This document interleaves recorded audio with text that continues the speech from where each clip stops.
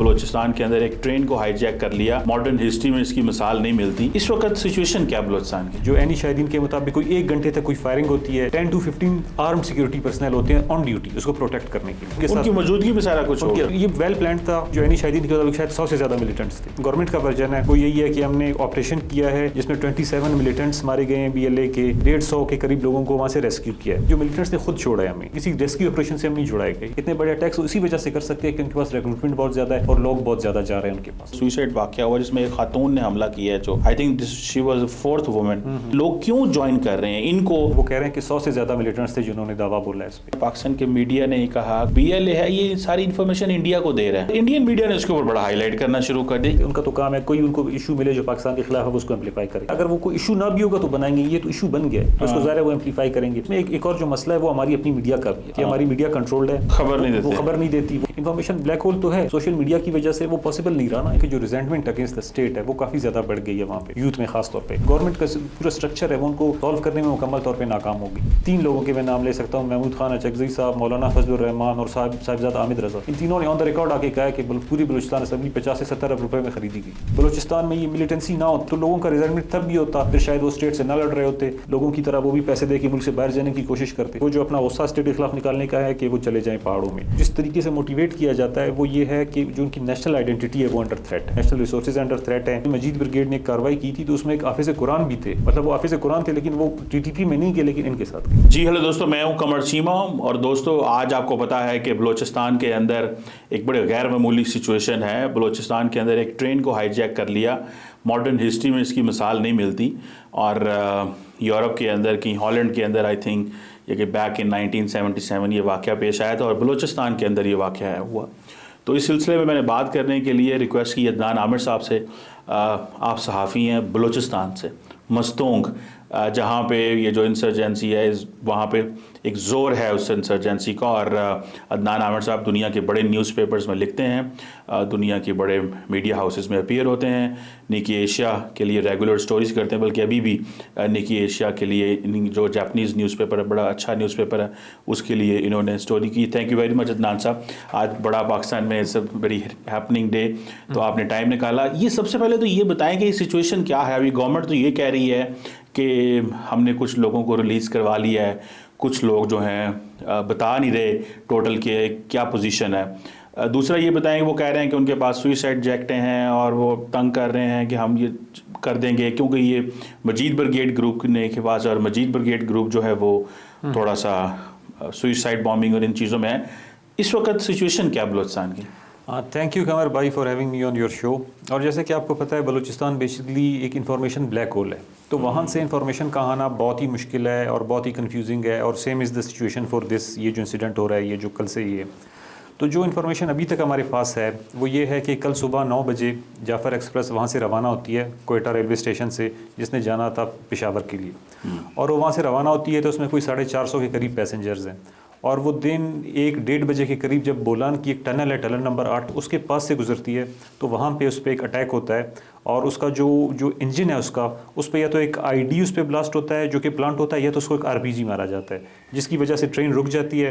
फिर जो BLA के मिलिटेंट्स हैं वो आके उसको टेक ओवर कर लेते हैं। जो एनी शाहिदीन के मुताबिक कोई 1 घंटे तक कोई फायरिंग होती है, जिसमें मतलब क्योंकि हर ट्रेन पे जो जाती है कोयटा से तो उस पर वैसे भी 10 to 15 आर्म्ड सिक्योरिटी पर्सनल होते हैं ऑन ड्यूटी उसको प्रोटेक्ट करने के लिए। अच्छा जी, तो जाहिर है कि उनके साथ मौजूदगी में सारा कुछ हो गया। तो ये वेल प्लान था। तो कहते हैं जो एनी शाहिदीन के मुताबिक शायद 100 से ज़्यादा मिलिटेंट्स थे, तो उन्होंने उस पर दावा बोला है। 1 घंटा लग गया उनको, फिर उस पर उन्होंने कंट्रोल इस्टेब्लिश कर लिया। ये कोई यानी कि 1:30 बजे से शुरू है, 2:30 बजे तक उन्होंने उस पर कंट्रोल इस्टेब्लिश कर लिया। उसके बाद क्या हुआ है, उसके बाद सिचुएशन बिल्कुल मर्की है। कल रात तक कॉन्फ्लिक्टिंग रिपोर्ट्स आ रही थी। उसमें एक जो गवर्नमेंट का वर्जन है वो यही है कि हमने ऑपरेशन किया है जिसमें 27 मिलिटेंट्स मारे गए हैं BLA के, और इसके अलावा हमने 150 के करीब लोगों को वहाँ से रेस्क्यू किया है। लेकिन एट द सेम टाइम जो BLA का मौक़िफ़ है वो ये कहते हैं नहीं कि हमारा कोई बंदा नहीं मारा गया, बल्कि हमने जो है इतने मोर देन 10 उन्होंने कहा है कि हमने जो सिक्योरिटी फोर्सेस के लोग जो ट्रेन में थे उनको हमने मारा है। और वो उनके मुताबिक 182 या एक दफ़ा पहले 182 का कह रहे थे, फिर वो 214 का कह रहे थे कि ऑस्टेजेस हमने लिए हुए हैं जो ट्रेन में थे, जो कि ऑफ ड्यूटी सिक्योरिटी पर्सनल थे, जो कि जिनका ताल्लुक आर्मी से था, पुलिस से था, ATF से था। बिल्कुल, तो ये उनके क्लेम्स है। गवर्नमेंट की तरफ से इस पर अभी तक वो कन्फर्मेशन नहीं है। गवर्नमेंट वाले कह रहे हैं कि नहीं बिल्कुल ये एक मनगढ़ंत प्रोपेगेंडा है, जिस तरह से आपने देखा है। तो सूरत हाल बहुत मरकी है। लेकिन वो जो इन्होंने 100 से ज़्यादा के करीब लोगों को छोड़ा है, जो कि सिविलियंस थे, ख़वातीन, बच्चे थे, जो आए हैं, उनको जब उन्होंने छोड़ा है तो उन्होंने कोई 4-5 घंटे पैदल सफ़र किया है जो नियरेस्ट रेलवे स्टेशन तक, फिर वहाँ से एक ट्रेन में उनको पहले मच लाया गया, फिर कोयटा लाया गया। तो वो जो लोग थे जो कि सर्वाइवर्स हैं, वो जब आए हैं तो उनसे मीडिया ने इंटरव्यू भी किया है, वो मुख्तलिफ जो BBC उर्दू पे, वॉइस ऑफ अमेरिका की, सोशल मीडिया पे चले, तो वो ये बता रहे हैं कि हमें जो मिलिटेंट्स ने खुद छोड़ा है, हमें मतलब हमें किसी रेस्क्यू ऑपरेशन से हम नहीं छुड़ाए गए, ये कह रहे हैं। ये एनी शाहिदीन का मौक़िफ़ है। तो बाकी जो कोयटा में जो मनाजिर हैं वो ज़ाहिर है कि वो उन्होंने एक वहाँ पे इंफॉर्मेशन डेस्क भी बनाया है, जहाँ पे लोग जिनके प्यारे उस ट्रेन में थे वो आके पूछ रहे हैं उनसे। तो एक बड़ी एक दर्दनाक सूरत हाल है, उसकी वीडियोज़ भी आ रही हैं। लेकिन गवर्नमेंट के पास मौक़िफ़ देने को कुछ नहीं है, और गवर्नमेंट वाले ये कहते हैं नहीं कि बस ऑपरेशन जारी है और हम इसको जो है ना, और उनका मौक़िफ़ जिस तरह आपने कहा कि सुसाइड बॉम्बर्स वहाँ बैठे हुए हैं, तो जो BLA का अपना मौक़िफ़ है, उन्होंने तो ये कहा है कि मजीद ब्रिगेड वाले हैं यहाँ पे, लेकिन उन्होंने सुसाइड बॉम्बर्स का जिक्र नहीं किया। लेकिन क्योंकि सूरत हाल इतनी मरकी है, इसमें जो है ना हम कन्फर्म नहीं कर सकते कि वो हैं या नहीं है। लेकिन क्योंकि वो अभी एक लेटेस्ट जो वीडियो आई है थोड़ी देर पहले, उसमें देखा जा सकता है कि जो ट्रेन है वो जो एक टनल है उसके बाहर खड़ी है, उसको वहाँ रोका गया है। तो जो कल से खबरें चल रही थी कि टनल के अंदर है, वो गलत है, वो चीज़ें गलत साबित होगी। टनल से थोड़ा बाहर करके उसको उन्होंने रोका हुआ है। तो वहाँ पे वो जो एरिया है, वो जो टेरेन है, वहाँ पे तो एक तो वैसे ही एक्सेस उसकी बहुत ज़्यादा मुश्किल है। लेकिन अगर जो हमारे सिक्योरिटी फोर्सेज हैं, SSG वाले हैं, वो ऑपरेट करना चाहे तो वो कर सकते हैं। लेकिन अगेन वो कोलेटरल डैमेज का बहुत ज़्यादा खतरा है, क्योंकि अगेन मोर देन 100 या मोर देन 200 वहाँ पे उनके पास हॉस्टेजेस हैं। तो अगर वो कोई भी ऑपरेशन करेंगे तो वो उसमें जो है ना अफेक्ट होंगे, और उनका बड़े चांसेस है कि वो उसमें मारे जाएंगे। तो इसी वजह से जो है ना गवर्नमेंट भी एक रिस्ट्रेन का मुजाहरा कर रही है, तो जो कि उसको करना भी चाहिए। लेकिन जो इन्फॉर्मेशन के हवाले से मैं कहता हूँ गवर्नमेंट का रोल बिल्कुल भी ठीक नहीं है कि एक तो वो जानबूझ के इन्फॉर्मेशन शेयर नहीं कर रही, बल्कि वो डिस्करेज भी कर रही है लोगों को, कि बल्कि वो डिफेंड कर रही है कि हम ऑफिशियल स्टेटमेंट जारी नहीं कर रहे। इस वजह से मेरे ख्याल से अगर आप ऑफिशियल स्टेटमेंट जारी नहीं करेंगे तो जो रूमर्स है वो फैलेंगे, और जिस तरह से आपने देखा है इंडियन मीडिया पे जिस तरह की बातें हो रही हैं वो तो और फैलेंगी। तो गवर्नमेंट को इस पर एक्टिवली आना चाहिए और लोगों को सच बताना चाहिए कि ये हो रहा है। अच्छा, डिमांड क्या है? क्योंकि होस्टेजेस जब आप रखते हैं तो उसका मतलब है पीछे पे कोई ना कोई डिमांड तो होगी। तो क्या ये जो BLA के जो मजीद इनकी ब्रिगेड की क्या डिमांड चाहते क्या हैं वो? जी, जो उनकी अभी तक जो डिमांड आई है वो कल आई थी कि जो हमारे बलोच पॉलिटिकल प्रिजनर्स हैं उनको रिहा किया जाए। ये उस पर उन्होंने बाकी भी क्लैरिफाई नहीं किया कि कौन है, या उनके नाम नहीं दिए। उन्होंने एक वेग सी टर्म इस्तेमाल किया कि बलोच पॉलिटिकल प्रिजनर्स, ये जो नेशनल रेजिस्टेंस के लोग हैं जिनको सिक्योरिटी फोर्सेस ने उठाया है, उनको रिलीज़ किया जाए। एग्जैक्टली उन्होंने नहीं बताया। उन्होंने 48 आवर्स का टाइम दिया है कि अगर 48 आवर्स में आपने उनको रिलीज़ नहीं किया तो हम जितने हॉस्टेजेस उनको मार देंगे। अच्छा, तो ये जारी बात है एक सिचुएशन है कि जहाँ पे गवर्नमेंट जो है, अभी जारी बात है निगोशिएशंस हो रही होंगी, इस सेंस में भी हो रही होंगी कि भाई कितने गवर्नमेंट को पता होगा कि कितने लोग जो हैं उनके पास मौजूद हैं और उनकी आइडेंटिटी क्या है, और गवर्नमेंट को भी उन्होंने कोई ना कोई डिमांड दे दी होगी कि ये बंदे हैं जिनको जो है, तो गवर्नमेंट जारी बात है इसमें इंटेलिजेंस गैदर कर रही होगी। तो कैसे ऑपरेशन चल रहा है? ड्रोन्स ऊपर घूम रहे होंगे क्या? मतलब हाउ इज लाइक, आप कहते हैं टेरेन बड़ा डिफिकल्ट है, तो क्या ऊपर ड्रोन घूम रहे हैं या वहाँ पे लोकल्स को इंगेज किया जा रहा है? कुछ ऐसी खबर, कुछ तरह की आपके पास इंफॉर्मेशन है? इस हवाले से भी इंफॉर्मेशन है कि जो ड्रोन्स बाकायदा ऑपरेट हो रहे हैं, और ये भी इंफॉर्मेशन आई है कि ड्रोन से वहाँ पे एक तरीके से जो लिटिल मिसाइल्स है, प्रोजेक्टाइल्स है, वो भी फायर हुए हैं, और हेलीकॉप्टर्स भी वहाँ पे मूव कर रहे हैं। लेकिन जो ग्राउंड फोर्सेस का जाना वो बहुत मुश्किल है, क्योंकि वो जो एक पहाड़ी इलाका है, और उससे एक्सेस से पहले भी ज़ाहिर है कि मिलिटेंट्स ने अपने पोजीशन संभाली होंगी वहाँ पे। लेकिन गवर्नमेंट का क्लेम ये है कि हमने 27 BLA के मिलिटेंट्स मारे हैं जो कि इन्हीं पहाड़ों में मारे हैं। तो ये एक सिचुएशन बहुत ही तो ये जो 27 लोग मारे गए हैं, इट मीन्स कि वो जो सर्विलेंस कर रहे होंगे, बिल्कुल, यानी कि जो उस एरिया को एक्सेस जो ट्रेन को, हाँ, जो ट्रेन को जिन इलाकों में जाते हैं, तो वो जारी बात है उनको पता होगा कि ट्रेन के अंदर जाने से पहले या उसके एरिया के करीब जाने से पहले उन्होंने अपनी फील्डिंग कुछ ऐसा किया होगा। बिल्कुल। तो वो उसको, तो ये बताएं कि ये जो ट्रेन है, ये तो जारी बात है, इसकी जब तक आपकी बात ठीक है कि इंफॉर्मेशन ब्लैक होल है, समझ नहीं आ रही, गवर्नमेंट अपनी इंफॉर्मेशन भी क्लैरिफाई नहीं कर रही, तो हमें समझ नहीं आएगा। आपको क्या लग रहा है वहाँ पे जो लोकल्स हैं इस वक्त, उनके अंदर क्या सिचुएशन है? कोई पैनिक है? जो जिनके रिश्तेदार हैं वो कोई बोल नहीं रहा, कोई लोग ऐसे हैं जो बोल रहे हैं, आके बात कर रहे हैं और बता रहे हैं एक्चुअली कि सिचुएशन किस तरह की, कुछ इस तरह की खबर? जी, बिल्कुल। कोयटा रेलवे स्टेशन के ये मनाजिर हैं, वहाँ पे जिनके प्यारे इस ट्रेन में हैं वो बिल्कुल आके बोल रहे हैं, और वो तो हुकूमत पे तनकीद भी कर रहे हैं। लेकिन जो हमारा ज़ाहिर है कि हमारा नेशनल मीडिया उसको कवर नहीं कर रहा, लेकिन वो सोशल मीडिया पे बातें आ रही हैं। उनको तो ज़ाहिर है कि इन्फॉर्मेशन चाहिए कि जो उनके लोग हैं वो कहाँ हैं, और गवर्नमेंट की तरफ से कोई क्लैरिटी नहीं है कि वो उनके साथ क्या हुआ है, उनमें से कोई ज़िंदा है या नहीं है, क्या सूरत हाल है। ज़ाहिर है उनके लिए एक बड़ा एक दर्दनाक सूरत हाल है। तो गवर्नमेंट का जो इनएक्शन है, गवर्नमेंट की जो एक कहते हैं एम्प्टी जो एक तसल्लियाँ हैं वो दे रहे हैं, उनसे वो ट्रस्ट नहीं कर रहे हैं, और एक कोहराम मचा हुआ है वहाँ पे, क्योंकि ज़ाहिर है कि उसमें 450 के करीब पैसेंजर्स थे, जिनमें से अगर 150 आ गए हैं तो अभी भी 300 आप समझे कि मिसिंग इन एक्शन है। तो वो जो 300 हैं, ज़ाहिर है कि उनकी फैमिलीज़ हैं, वो एक बहुत बड़ा इशू बन गया कोयटा रेलवे स्टेशन पे, और वहाँ पे उन्होंने इन्फॉर्मेशन डेस्क भी बनाया लेकिन कोई इन्फॉर्मेशन नहीं दे रहे। और आज की जो खबर है कि वहाँ के जो रेलवे स्टेशन पे वो काफ़ी ज़्यादा ताबूत लाए गए थे, तो लोगों ने शोर मचाया कि किसके हैं, तो उन्होंने कहा ये ताबूत हम ले जाएंगे वहाँ मच, तो जो डेड बॉडीज़ हैं उनको लाएंगे। तो ये भी नहीं पता कि वो किसके हैं। तो आप इमेजिन करें कि वो जो लोग हैं जो अपने प्यारों को ढूंढ रहे हैं, वो उन पे क्या गुजर रही होगी जब उनको पता चलेगा कि ताबूत वहाँ पहुँच रहे हैं। सो दिस अच्छा, ये थोड़ा सा इस पे ज़रा बात करते हैं। ये तो हो गई ऑन ग्राउंड जो सिचुएशन थोड़ी सी है। बेसिकली ये BLA अभी हमने देखा था कि ये जो ब्रास है, ठीक है, ये इनकी थोड़े से ऑपरेशंस बढ़ रहे हैं। क्या वजह है? इनके रिसोर्सेज कहाँ से आ रहे हैं, क्या समझते हैं, या रिक्रूटमेंट बहुत ज़्यादा हो रही है? बेसिकली ये इस तरह तेज़ी क्यों आई है इन एक्टिविटीज़ में? फॉर एग्जांपल KP और बलूचिस्तान के अंदर 95% जो है, एक तो वाक़यात वहाँ पे हो रहे हैं, और तेज़ी आने की क्या वजह है इसमें? मैं भी एक चार्ट देख रहा था जिसमें 2019 में सबसे ज़्यादा दहशतगर्दी के वाक़यात हो रहे थे, और फिर 2019 के बाद जो है वो क्या वजह है कि ये एक इंक्रीज़ है इस वक्त वाक़यात में? देखिए, मेरी असेसमेंट में ये है कि जो बात आपने की, एक रिक्रूटमेंट बहुत ज़्यादा हुई है मिलिटेंट्स की। उसकी वजह आप देख लें कि आज के जो अटैक है उसमें जो एनी शाहिदीन कह रहे हैं, जिनके मैंने वीडियोस देखे हैं, वो कह रहे हैं कि 100 से ज़्यादा मिलिटेंट्स थे जिन्होंने दावा बोला है इस पर, 100 से ज़्यादा मिलिटेंट्स। और इसके अलावा और भी जो वो अटैक करते हैं, जिस तरह वो जहरी में आए पिछले दिनों, उन्होंने उसको टेक ओवर किया पिछले महीने कुछ घंटों के लिए, या और भी जितने अटैक्स करते हैं, तो उनके पास बहुत ज़्यादा मिलिटेंट्स होते हैं। तो इतने ज़्यादा मिलिटेंट्स उनके पास हैं, इतने बड़े अटैक्स इसी वजह से कर सकते हैं कि उनके पास रिक्रूटमेंट बहुत ज़्यादा है और लोग बहुत ज़्यादा जा रहे हैं उनके पास। तो ये मेन रीज़न है। लेकिन जाहिर सी बात है कि वो उनको जो फंडिंग भी मिल रही होगी, उनको रिसोर्सेज भी मिल रही होंगी, लेकिन वो रिसोर्सेज फंडिंग उस वक्त उसका कोई फ़ायदा नहीं है जब तक उनके पास ग्राउंड पे लोग नहीं है जो कि मोटिवेटेड है, जो कि अपने आप को मरने के लिए तैयार हैं, जिस तरीके से वो मजीद ब्रिगेड के लोग जो इसमें कर रहे हैं। तो ये जो रिक्रूटमेंट है ज़्यादा होने की वजह से, इसकी वजह से इनकी कैपेसिटी बढ़ी है। और जब लोग होते हैं अपने आप जो रेडी हैं लड़ने के लिए, तो ज़ाहिर है फिर वो जो पॉलिटिकल सिचुएशन की वजह से रिसोर्सेज आ ही जाते हैं। नाम साहब, बिल्कुल आपने सही कहा। ये बताएं कि व्हाट इज़ मोटिंग यंग पीपल, और ख़ास तौर पे देखें, मेरे रिसेंटली एक जो सुइसाइड वाक़या हुआ जिसमें एक खातून ने हमला किया है, जो I think she was 4th woman जिसने सुइसाइड बॉम्बिंग हुई। क्या वजह है कि लोग जो हैं वो एक एथनिक मिलिटेंट ग्रुप को ज्वाइन करना है? हमने रिलीजियस मिलिटेंट का तो सुना था कि यार वो कहते हैं जी हम जिहाद कर रहे हैं, हम शहीद हो रहे हैं, हम अल्लाह के पास जा रहे हैं, हमें जन्नत मिलेगी। तो दैट मेक्स द केस कि जी उनके पास है कि so how people are being recruited, कि जी लोग क्यों ज्वाइन कर रहे हैं इनको, जो कि एक एथनिक है, those who do not promise martyrdom even, I think in a sense कि उसमें कोई रिलीजियस कॉज तो नहीं है इसमें। बिल्कुल। देखिए, ये काफ़ी ट्रिकी सब्जेक्ट है इसको समझना, उसमें काफ़ी फैक्टर्स हैं, लेकिन जो मोस्ट प्रोमिनेंट फैक्टर है वो यही है कि जो रिजेंटमेंट अगेंस्ट द स्टेट है वो काफ़ी ज़्यादा बढ़ गई है वहाँ पे, यूथ में ख़ास तौर पे। और वो आप देखें वो पूरे मुल्क में ही बढ़ी है, मतलब मुख्तलिफ तरीके से पॉलिटिकल सूरत हाल के हवाले से। लेकिन बलूचिस्तान की क्योंकि डायनामिक्स कुछ ऐसे ही है कि वहाँ पर ज़्यादा बढ़ गई है।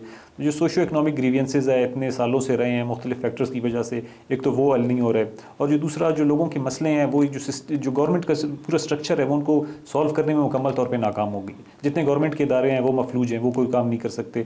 लोग अगर कोर्ट्स जाना चाहें वहाँ से उनको रिलीफ नहीं मिलता, और फिर लोगों के पास एक आखिरी होता है कि वो वोट देके अपने लोगों को मुंतखब करें। वो जिस तरह के 2024 के मुतनाज़ा इलेक्शन हुए जो पाकिस्तान बलूचिस्तान में सबसे ज़्यादा रिग्ड थे, और 3 लोगों के मैं नाम ले सकता हूँ, महमूद खान अचकज़ई साहब, मौलाना फजलुर रहमान और साहिबजादा आमिद रज़ा। इन तीनों ने ऑन द रिकॉर्ड आके कहा कि पूरी बलूचिस्तान असम्बली 50 से 70 अरब रुपये में खरीदी गई 50 से 70 अरब रुपये में। अब मुझे नहीं पता उन्होंने किस बेस पे कही है या किस तरह की, लेकिन तीनों ने, ये 3 मुख्तलिफ लोगों ने तीनों बातें की, और गवर्नमेंट की तरफ से इस तरह का कोई डिनाइल नहीं आया उस पर।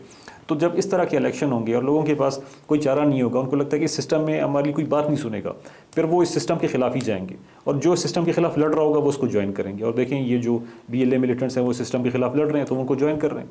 तो मेरे ख्याल से ये इस तरह का जो पूरा एक गवर्नेंस फेलियर है, या जो एक स्टेट का जो फेडरल स्ट्रक्चर है, जिसकी वजह से वो उनको पुश कर रहा है मिलिटेंट्स की तरफ। और अगर ये बलूचिस्तान में ये मिलिटेंसी ना होती इस तरीके से, या एक उसकी हिस्ट्री ना होती, तो लोगों का रिजल्टमेंट तब भी होता, फिर शायद वो स्टेट से ना लड़ रहे होते, फिर वो भी जिस तरीके से कि आपके जो मंडी बहाउद्दीन की तरह वो भी लोगों की तरह वो भी पैसे दे के मुल्क से बाहर जाने की कोशिश करते। मतलब उनके पास एक आउटलेट है कि वो जो अपना गुस्सा स्टेट के खिलाफ निकालने का है कि वो चले जाएँ पहाड़ों में। तो ये मेन फैक्टर बेसिकली ये है।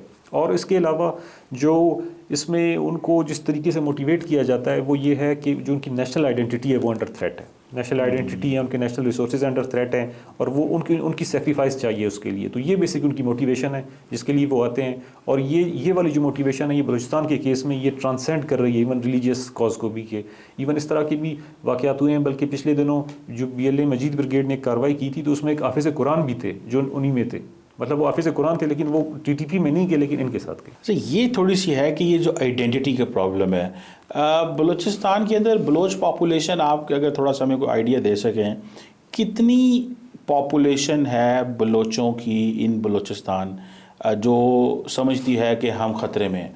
फॉर एग्ज़ाम्पल बलूचिस्तान के अंदर पख्तून भी हैं, ज़ाहिर बात है बड़ी एक बेल्ट है पूरी की पूरी। कितनी को आबादी है बलूचिस्तान के अंदर बलोचों की जो ये समझते हैं कि हमारी शनाख्त को ख़तरा है?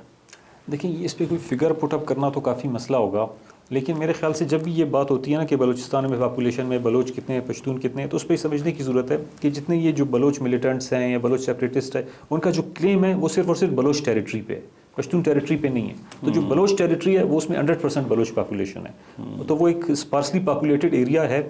और बलूचिस्तान की आबादी जो सेंसस के हिसाब से कोई 14 करोड़ 90 लाख है, वो अगेन एक सेंसस एक बहुत मुतनाज़ा है, उस पर हम किसी और वक्त बात करेंगे। लेकिन उसके मुताबिक भी अगर ये 1.5 करोड़ है तो 1.5 करोड़ में से 1 करोड़ तो बलोच होंगे बलूचिस्तान में, लेकिन उसमें से कितने लोग ये करते हैं, ये इसको जो है ना नापना थोड़ा डिफिकल्ट है। अच्छा एक बात बताइए, 1 करोड़ बंदा अगर बलोच हैं तो do you think that a population size of 1 crore is under threat कि उनकी आइडेंटिटी को डेसिमेट किया जा सकता है?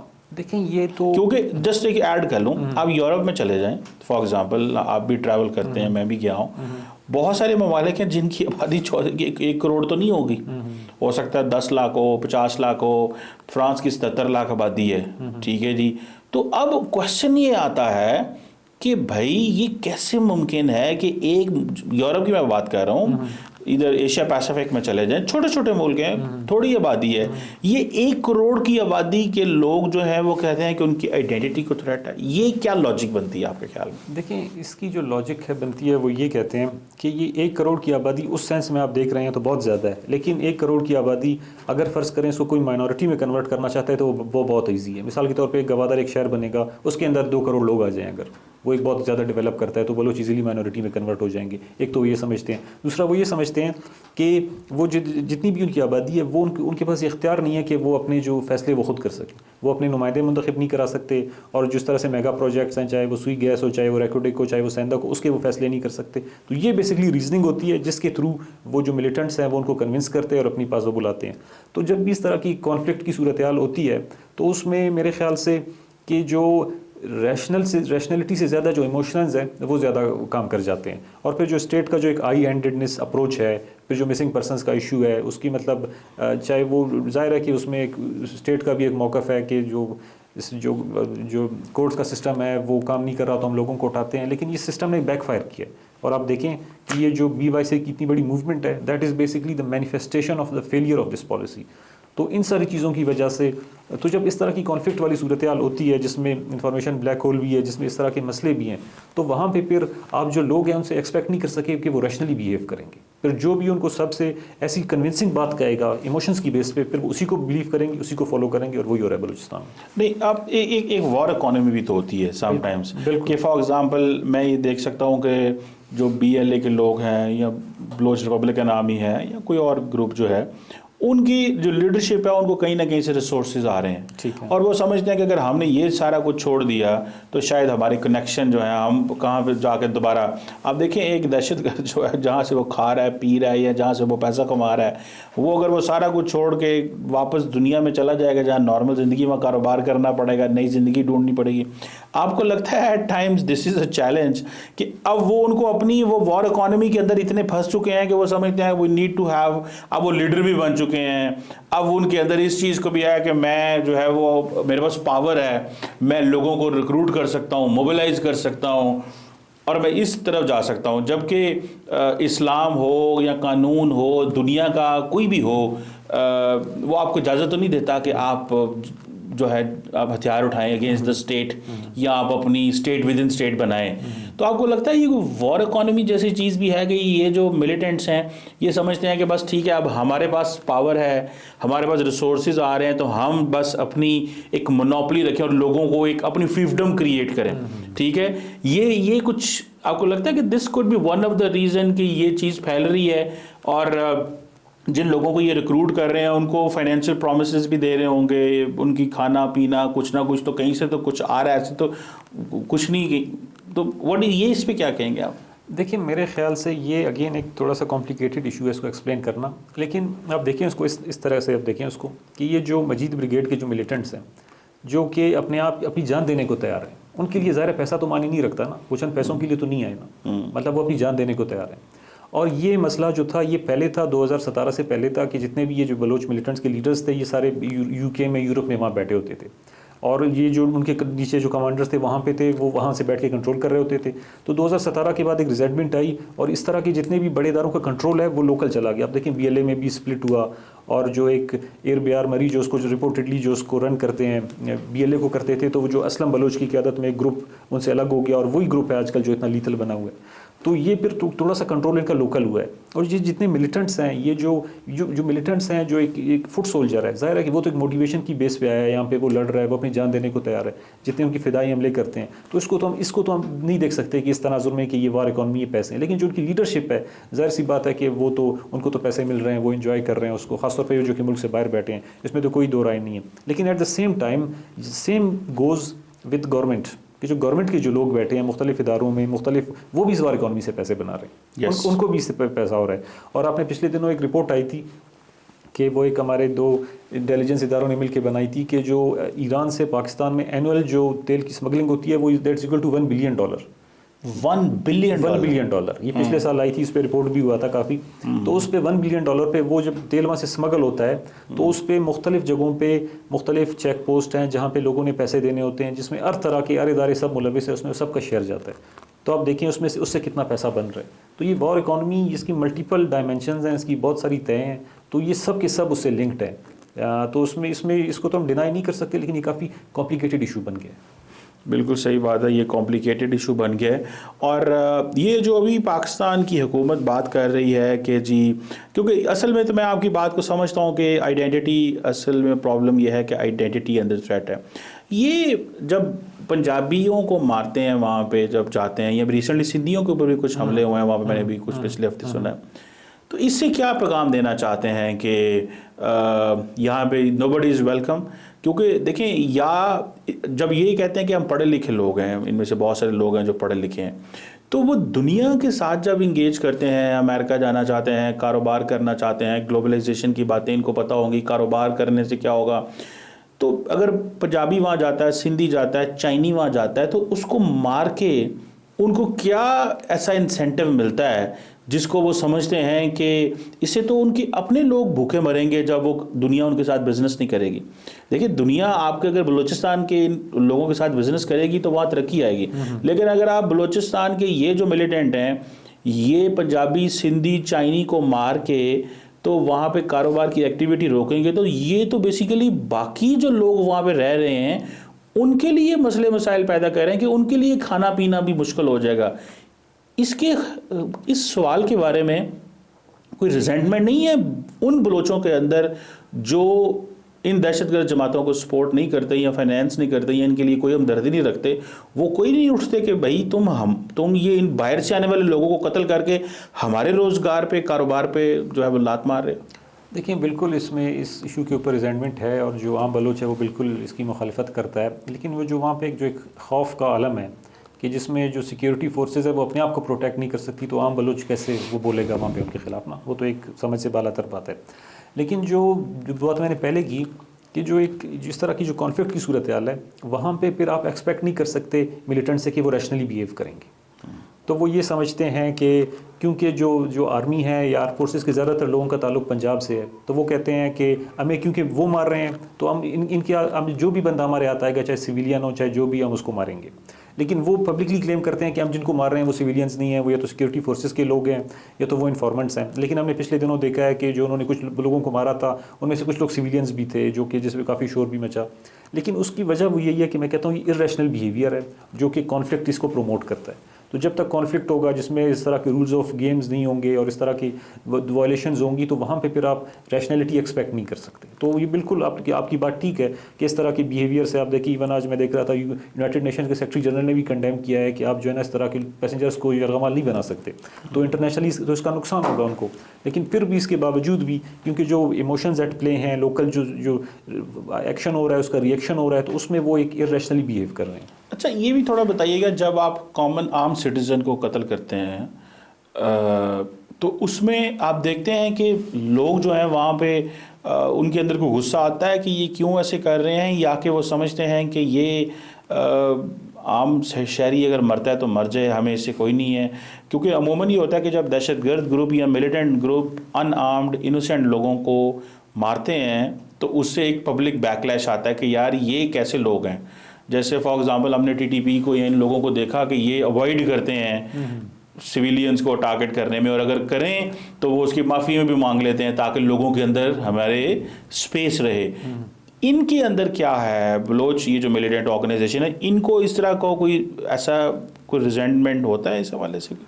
देखिए, मेरे ख्याल से इसमें पहले तो वो ये करते थे कि मेरे ख्याल से आज से 6 महीने पहले से उनकी भी पूरी कोशिश होती थी कि हम इस तरह अटैक करें कि उसमें सिविलियंस टारगेट ना हो। लेकिन ये जब से उन्होंने इंटेंसिफाई किया रिसेंटली, इन्होंने अब आहिस्ता आहिस्ता वो कह रहे हैं कि बेशक सिविलियंस टारगेट हो, हमारा टारगेट अचीव हो। जैसे कि आपने देखा है कि कोयटा रेलवे स्टेशन पे पिछले साल एक बॉम्ब ब्लास्ट हुआ था, जिसमें अगेन एक सिक्योरिटी फोर्सेज का एक कॉन्वॉय ट्रैवल कर रहा था। तो उसमें अगर 20 के करीब जो सिक्योरिटी फोर्सेज के लोग थे जो कि उसमें मारे गए थे, लेकिन एट द सेम टाइम काफ़ी ज़्यादा सिविलियन कैजुअलिटीज़ भी हुई थी उसमें। तो उन्होंने सिविल कैजुअलिटीज़ की उन्होंने परवाह नहीं की, उन्होंने कहा कि हमारा टारगेट अचीव हो रहा है, और same is the case with this. तो क्योंकि उसकी इंटेंसिटी बढ़ रही है इस कॉन्फ्लिक्ट की, तो वो उसके लिए अचीव करने के लिए एंड जस्टिफाइंग द मीन्स वाला कॉन्सेप्ट उन्होंने। अदनान साहब, ये बताइएगा इनको इंटेलिजेंस कौन देता है? क्योंकि ये भी एक चीज़ है ना, फॉर एग्जांपल कि अब लॉजिस्टिकली अब एक ऑर्गेनाइजेशन है, वो जो वहाँ से चले हैं उनको अंदाज़ा होगा कि जी इस ट्रेन के अंदर इतने सिक्योरिटी फोर्सेस के लोग होंगे, इतने आम लोग होंगे, आम लोगों को उन्होंने छोड़ दिया है, बाकियों को उन्होंने रख लिया है। ये थोड़ा सा बताइएगा कि ये क्या ऐसे लोग हैं कि जो फॉर एग्जांपल कोयटा के अंदर या बाकी शहरों के अंदर इनको इंटेलिजेंस प्रोवाइड करते हैं, या इनके सिंपथाइज़र हैं, इनके अबेटर्स हैं, इनको फाइनेंसिंग करते हैं? क्या कोई ऐसी ऑन ग्राउंड इनका कोई इंटेलिजेंस अपना नेटवर्क है कि जो ऐसे लोग होंगे आबादी के अंदर जो खुद तो नहीं जा सकते, लेकिन उनकी जिम्मेदारियां लगाई गई हैं कि तुमने हमें इंटेलिजेंस प्रोवाइड करनी है? ये कोई नेटवर्क इनका मौजूद है? ये कभी अनर्थ हुआ है इसमें कुछ? देखिए, बिल्कुल नेटवर्क तो उनका मौजूद है, और ज़ाहिर है कि जिस तरह से आपने कहा उनको इंटेलिजेंस मिल रही है तो उनके लोग भी हैं। लेकिन वहाँ पे जो सूरत हाल है बलूचिस्तान में, जो खौफ का आलम है, तो वहाँ पे कोई भी बंदा उनके लिए इंटेलिजेंस का सोर्स बनने से पहले बहुत दफ़ा सोचेगा कि उसके रिपरकशंस मेरे लिए बहुत बड़े स्ट्रॉन्ग होंगे हुकूमत की तरफ से, सिक्योरिटी फोर्सेस की जानिब से। तो अगेन उनकी सपोर्ट भी वही काम लोग करेंगे जो उन्हीं की तरह हैं, जो कि अपने आप मतलब ज़िंदगी देने को तैयार हैं। आम बंदा उनकी सपोर्ट नहीं करेगा एट द सेम टाइम। लेकिन कुछ ऐसी चीज़ें हैं जिस तरह के इसका आपने कहा, या वहाँ पे जो उन्होंने कराची में अटैक किया चाइनीज़ पे जो निकले थे एयरपोर्ट से बाहर, तो उनके पास वो भी इंफॉर्मेशन थी कि इस फ्लाइट में आ रहे हैं और इस वक्त आ रहे हैं। तो ये तो उनके पास बिल्कुल है, लेकिन वो कहाँ से आ रही है source, again it's not known और इट्स मैटर ऑफ स्पेकुलेशन। लेकिन उनके पास है ये कैपेबिलिटी उनके पास आ गई है कि वो इस तरह की जब चीज़ों को प्लान कर रहे हैं तो definitely they are getting some intelligence. अक्सर पाकिस्तान की जो हुकूमत है वो ईरान का जिक्र करती है, या इंटेलिजेंस सोर्सेज से पता चलता है, या मीडिया से ख़बर आती है, या सोशल मीडिया पे ख़बर आती है। आपका क्या ख्याल है कि ये जो बलोच मिलिटेंट ऑर्गेनाइजेशन है ये कितनी को बड़ी तादाद में ईरान के अंदर मौजूद है, या वहाँ से लॉजिस्टिकली सपोर्ट आती है? और इसमें ज़रा अफ़गानिस्तान का भी अगर बता दें, वहाँ भी कितनी, क्योंकि ये बार बार दो नाम आ रहे हैं कि जी अफ़गानिस्तान एंड ईरान, जी वहाँ पे ये छुपे हुए हैं। और लास्ट टाइम जब एक पाकिस्तान ने हमला किया था ईरान के अंदर, तो उसमें उन लोगों को टारगेट किया गया था जो इन जो दहशतगर्द जमातों के लोग थे। कितनी की बड़ी लॉजिस्टिक या वहाँ भी वो उनकी वहाँ पे सेफ हेवन्स हैं इनके, ये समझते हैं? देखिए मेरे ख्याल से जो हमारी हुकूमत है पब्लिकली तो वो ईरान का नाम नहीं लेती, ये बिल्कुल भी नहीं लेती। वो कहते हैं एक हमसाया मुल्क है वो, क्योंकि वो ईरान के साथ ताल्लुकात को ख़राब नहीं करना चाहते, अफगानिस्तान का वो नाम लेते हैं। मेरी अपनी असेसमेंट ये है कि जब से जो फॉल ऑफ काबुल हुआ है, जब से अफगान तालिबान आए हैं, तो पहले जो बलोच मिलिटेंट्स की प्रेजेंस थी वहाँ पे अफगानिस्तान में वो अब कम हो गई है, वो शिफ्ट हो गई टूवर्ड्स ईरान ज़्यादातर। ये मेरी ज़ाहिर है कि अपनी असेसमेंट की बेस पे। और इसकी उसका एक आर्गूमेंट ये भी है कि ये जो ग्रुप्स हैं जो कि जैसे BLA का ये जो फैक्शन है बशीर ज़ैब वाला, और जो BLF है, ये बिल्कुल ईरान के ख़िलाफ़ कोई स्टेटमेंट नहीं देते। ईरान के अंदर भी एक बलूचिस्तान है और वो भी वहाँ पे भी उसने अपने लोगों को परसिक्यूट किया है, वहाँ उनको भी उठा लेते हैं, उनको बहुत ज़्यादा फांसी दे देते हैं। मिसाल के तौर पर ईरान में जो बलोच पॉपुलेशन है उसका टोटल पॉपुलेशन का प्रोपोर्शन शायद 5% है, 10% है, लेकिन जितने लोग एग्जीक्यूट होते हैं उसमें 50% से ज़्यादा बलोच होते हैं वहाँ पे, क्योंकि वहाँ पे भी एक बहुत ज़्यादा परसिक्यूशन है। लेकिन ये बिल्कुल नहीं बोलते उसके खिलाफ। एट द सेम टाइम जो एक और BLA का फैक्शन है जिसको एरबियार मरी लीड करता है रिपोर्टेडली फ्रॉम लंदन, वो बड़ा ईरान के खिलाफ बोलता है। तो इससे अगेन ये साबित होता है कि उसके ईरान के साथ उसके कोई ताल्लुक नहीं है, उसकी कोलैबोरेशन नहीं है, लेकिन इन ग्रुप्स की है। और इन ग्रुप्स की अब अगेन उस पर नंबर पुट करना बलूचिस्तान के केस में बड़ा मुश्किल है कि कितने मिलिटेंट्स होंगे, लेकिन मोस्ट लाइकली उनको ईरान से लॉजिस्टिक सपोर्ट मिल रही है जिसकी बेस पे वो कार्रवाई कर रहे हैं। क्योंकि जो अफगानिस्तान है, अफगानिस्तान जो फॉल ऑफ काबुल के बाद उनके लिए सेफ़ नहीं रहा, क्योंकि उसमें जो एक आपने देखा अफगानिस्तान में भी तालिबान का कंट्रोल लूज़ है। वहाँ पे जो हमारी सिक्योरिटी फोर्सेस हैं वहाँ पे भी कार्रवाई कर सकती हैं। जिस तरह से आपने देखा TTP लोगों के खिलाफ कभी स्ट्राइक्स होती हैं तो वो अफगानिस्तान में भी हो सकती हैं अगर पता चले कि वो कहाँ पे। तो जो मेरी असेसमेंट है कि वो अफगानिस्तान में नहीं है, वो ईरान में है। और ईरान की तरफ से लॉजिस्टिक सपोर्ट भी हो रही है क्योंकि एक बेस कैंप चाहिए। लेकिन ऐसा नहीं है कि जो एक तासुर दिया जाता है अगेन कुछ लोगों की तरफ से जो फेमिलियर नहीं सिचुएशन से, कि लोग सारे बाहर बैठे होते हैं, ये हमला करके वापस चले जाते हैं, ऐसा नहीं होता। वो इधर ही रहते हैं, उनके सारे लोग यहीं पे हैं, बस वहाँ से एक लॉजिस्टिक सपोर्ट उनको जो मिल रही होती है जो कि एसेंशियल है, जिसको मैं कहता हूँ अगर वो ना हो तो शायद उनके लिए बड़े मसले हों। लेकिन वो एक है जो कि ईरान की तरफ से आ रही है मेरी अपनी असेसमेंट में। लेकिन क्योंकि फॉर डिप्लोमेटिक रीजंस हैं या पाकिस्तान अफोर्ड नहीं कर सकता ईरान से उस तरह से कन्फ्रंटेशन, तो पाकिस्तान जो है ना पब्लिकली नेम नहीं करता ईरान को। एक क्वेश्चन, अगर क्विक क्वेश्चन ईरान पे दोबारा कर लूँ, क्या रीज़न होगी कि ईरान अगर फॉर एग्जांपल इन जमातों को होस्ट कर रहा होगा या साइलेंट है, होस्ट नहीं कर रहा या वो नहीं कर रहा, लेकिन वो छुपे होंगे, उनके खिलाफ एक्शन नहीं ले रहा फॉर एग्जांपल, अगर ये इंप्रेशन है, क्योंकि जारी बात है स्टेट लेवल पे तो वो ऐसे नहीं करेंगे कभी भी, लेकिन उनके खिलाफ उस तरह एक्शन लेना कि उनको वहाँ से भगाना, ये क्यों नहीं हो रहा, या इसका क्या वजह हो सकती है? अच्छा, इस पर जो मेरी थ्योरी है या जो मैं समझता हूँ उसके 2-3 रीजंस है। नंबर 1 ये है कि ईरान एक ग्रुप है पहले जिसका नाम जंदुल्ला था, अब जैशुल अदल है, जो कि ईरान क्लेम करती है कि जो कि हमारे जो बलूचिस्तान से वो ऑपरेट हो रहा है, ईरान में कार्रवाइयाँ कर रहा है, और वो बड़ी रिपीटेडली करते हैं। अभी कल ही मैं देख रहा था तो इन्होंने कोई इंटेलिजेंस ऑफिसर को उन्होंने मारा हुआ था, तो बड़ी एक्टिवली करते हैं कार्रवाइयाँ वो। तो वो ईरान कहते हैं कि आपने सब पाकिस्तान के अंदर मौजूद है, that is for tit for tat. एक तो ये बात होगी। दूसरी बात ये है कि क्योंकि बलूचिस्तान एक कॉन्फ्लिक्ट जोन बन गया है और आगे इस मसले का अगर कोई पॉलिटिकल सेटलमेंट भी होगा, इन लोगों के साथ मुज़ाकरात भी होंगे, तो ये जो फैक्शंस हैं, ये जो BLA के ज़ाहिर है ये एक स्टेक होल्डर तो बन गया है ना, आपने इनसे किसी न किसी लेवल पे कोई बात करनी होगी। तो ईरान अपने लिए भी स्पेस ढूंढ रहा है कि ये लोग जब इस स्टेक होल्डर्स है यहाँ पे बलूचिस्तान में फ्यूचर में कोई रोल होगा उनका, तो मुझसे इनके अच्छे ताल्लुकात हो, मैं जो है ना इनको मेरे कंट्रोल में हूँ, ये मेरे वाला जो बलूचिस्तान है इसमें फिर इंटरफियर ना करें। ज़ाहिर है कि ईरान ने उनकी मदद की होगी तो वो उस तरीके से ईरान के खिलाफ नहीं जाएंगे, उसको अपना बेनिफैक्टर समझेंगे। तो ये बेसिकली मेरे ख्याल से ईरान की इंश्योरेंस पॉलिसी है अगेंस्ट पाकिस्तान। या ये पॉसिबली ये भी एक हो सकता है जो अगेन एक थोड़ा सा ऑफ द मार्क हो सकता है रिमार्क, लेकिन वो ये भी है कि आपने देखा होगा कि अक्सर ये बातें की जाती हैं कि ईरान के खिलाफ भी जो US है, इजराइल है, अगर वो कोई कार्रवाई करेंगे या कोई इन्वेजन करेंगे तो उसमें ये जो पाकिस्तान का है ये भी इस्तेमाल हो सकता है रिपोर्टेडली। तो उस केस में भी ईरान ने अपने लिए एक सेफ्टी बना ली है कि ये जो यहाँ पे जो ग्रुप्स बड़े एक्टिव हैं ये प्रो ईरान हो या ईरान के इन्फ्लुएंस में हो एक तरीके से। तो ये मेरे ख्याल से उसकी एक इंश्योरेंस पॉलिसी है जो मेरी असेसमेंट में है। एक आखिरी सवाल, कल जब ये BLA ये जो सब कुछ सिचुएशन आई तो पाकिस्तान के अंदर ये तासुर दिया गया या पाकिस्तान के मीडिया ने कहा कि जी ये जो BLA है ये सारी इन्फॉर्मेशन इंडिया को दे रहा है, और इंडियन मीडिया ने उसके ऊपर बड़ा हाईलाइट करना शुरू कर दिया। इसकी क्या लॉजिक है? क्या इसकी लॉजिक ये है कि वो BLA समझता है कि हमें अपने मसले को एम्पलीफाई करना है, तो वो इंडिया करे, इजराइल करे, अमेरिका करे, हमें उस चीज़ से गर्ज नहीं है, और इंडिया क्योंकि डायरेक्ट उस चीज़ में इन्वॉल्व इस सेंस में है कि वो कहते हैं जी पाकिस्तान के अंदर बुरे हालात नज़र आए, इस तरह की सिचुएशन नज़र आए, तो ये इसको आप how do you by this theory के जी वो पाकिस्तानी जो हैं वो ये कह रहे हैं कि जी वो इन्फॉर्मेशन इंडिया को दे रहे हैं या इंडियन मीडिया को एटलीस्ट दे रहे हैं, इंडियन मीडिया इस चीज़ को देखते हुए कि फ़ौज पे हमला हो रहा है तो वो समझते हैं कि दिस इज़ अ पॉइंट हमें इसको, ये डू यू थिंक कि ये उनकी स्ट्रेटजी है उनके मीडिया की, BLA की? नहीं बिल्कुल, देखिए उनकी स्ट्रेटजी तो ये है ना कि मैक्सिमम एम्पलीफिकेशन, चाहे वो कोई भी हो कहीं भी हो किसी भी तरीके से करे। और इसमें जो इंडियन मीडिया आपने जिस तरह खुद का आप खुद इंडियन चैनल्स पे जाते रहते हैं, उनका तो काम है कोई उनको इशू मिले जो पाकिस्तान के खिलाफ है उसको एम्पलीफाई करे। और ये तो एक बहुत बड़ा इशू है कि आप देखें कि न सिर्फ पाकिस्तान में पूरी रीजन में ट्रेन हाईजैकिंग और वो पूरी दुनिया में, पूरी दुनिया सारा मीडिया दुनिया का मीडिया कर तो रहा है। ज़ाहिर है अगर वो कोई इशू ना भी होगा तो बनाएंगे, ये तो इशू बन गया तो इसको ज़ाहिर है वो एम्पलीफाई करेंगे। लेकिन इसमें मैं कहता हूँ इसमें एक और जो मसला है वो हमारी अपनी मीडिया का भी है कि हमारी मीडिया कंट्रोल्ड है, हमारी मीडिया आज़ाद नहीं है, खबर नहीं देते, वो खबर नहीं देती, वो इन चीज़ों पे बात नहीं कर सकते। मतलब अभी मैं जर्नलिस्ट हूँ, आप भी एक कमेंटेटर हैं, आप भी आते हैं, उसमें हमारे लिए सोर्स ऑफ इन्फॉर्मेशन क्या है? हम बैठ के सोशल मीडिया देखेंगे, हम ट्विटर देखेंगे, हम पाकिस्तानी TV चैनल्स तो नहीं देखेंगे इन्फॉर्मेशन के लिए अपने ना। तो सेम गोज यार, अगर वो ये हमारी मीडिया उनको स्पेस देती है, चीज़ों को स्पेस भी ना दे मिलिटेंट्स को, लेकिन वो चीज़ों को सही रिपोर्ट करे, तो फिर ये मेरे ख्याल से ये इतना ज़्यादा वो नहीं जाएंगे इंडिया की तरफ या उसकी तरफ। फिर ये जो पाकिस्तानी मीडिया में भी जो कुछ होगा लोग उसको भी ट्रस्ट करेंगे, ये भी इसको ट्रस्ट करेंगे, ये कहेंगे कि हमारी बात अगर यहाँ पे आ रही है।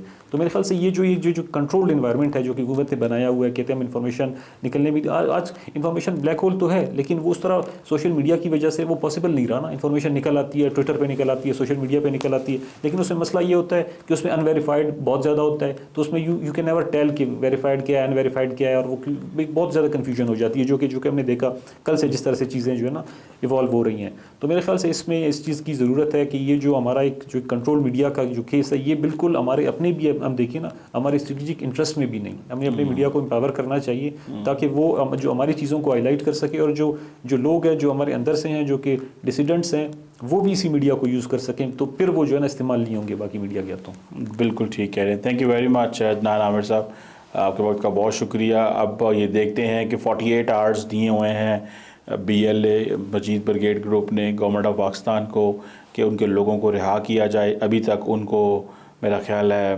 24 आवर्स से ज़्यादा टाइम हो चुका है, स्टिल 24 आवर्स मौजूद हैं। ज़ाहिर बात है निगोसिएशन डायलॉग सिचुएशन चल रही होगी, लेकिन जिस तरह अदनान आमिर साहब कह रहे थे कि इन्फॉर्मेशन ब्लैक होल है, अभी उस तरह इन्फॉर्मेशन नहीं आ रही। गवर्नमेंट ज़ाहिर बात है महसूस कर रही होगी कि अभी जब तक पूरी क्लैरिटी ना हो तब तक हम इंफॉर्मेशन ना दें।